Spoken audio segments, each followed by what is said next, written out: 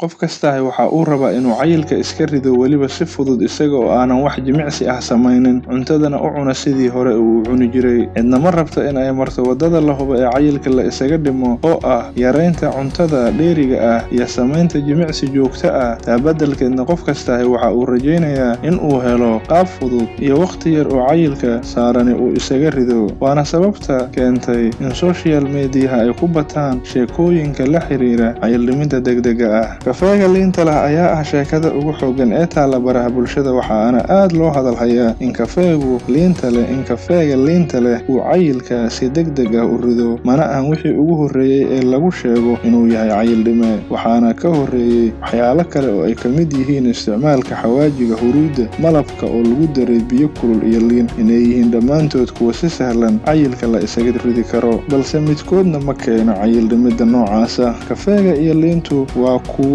waxtar weyn inoo leh, waxaana ku jira nafaqooyin uu jirkeennu ka faa'iidaysto marka ay timaado cayil-dhimidana. Labaduba waa muhiim, oo kafeega waxa uu ka samaysan yahay maadada caffeine-ka oo kor u qaada shaqada jirkeenna, halka liintuna ay tahay il aan ka helno vitamin C. Dhanka kalena waxa ay keentaa in qofku uu dareemo dhereg, balse koob kafee ah oo aad jeex liin ah ku miiratay ma keeni karo in aad iska rido cayilka kadibna aad dib u xirato surwaalkii iyo shaatigii aad xiran jirtay markii aad caatada ahayd. Sababtuna waa in cayil-dhimiddu tahay arrin u baahan shaqo xoog leh oo baruurta lagu gubayo si loogu beddelo tamar uu jirku ka faa'iidaysan karo. Si taa u dhacdaahina waa in laba arrin oo isbiirsaday la helaa. Waa midda koowaade, waa in aad yaraysaa xaddiga cuntada ah ee aad cunaysid, beddeshaana nooca cunto ee aad isticmaashid. Tusaale, waa inaad qaadataa cuntooyinka ka samaysan isku dhisyada xoogga leh ee aysan dheefshiiditaankooda u sahlanayn jirkaaga, waqti dheerna ku jiri kara caloosha, ama waxa loo yaqaano complex carbohydrates oo ay ugu horeeyaan cuntooyinka qolofta leh. Kana fogaataa cuntooyinka fudud ee ay isku dhisyada sokorta u badan ka samaysan sida shukulaatooyinka, macmacaanada kale iyo wax kasta oo fudud oo jirkaagu si dhaqso ah ku isticmaali karo. Waa midda labaad, waa inaad samaysaa jimicsi xoog leh oo joogto ah si aad u gubto baruurta jirkaaga saaran. Waana in aad ogaataa in aysan jirin wax badiil ah oo adiga oo sidii hore cuntada u cunaya misena aanan samaynaynin jimicsi joogto ah uu keeni kara in uu miisaankaagu isdhimo oo aad noqoto qof fit ah misena aad yeelato muuqaalka wanaagsan ee aad ku riyoonayso.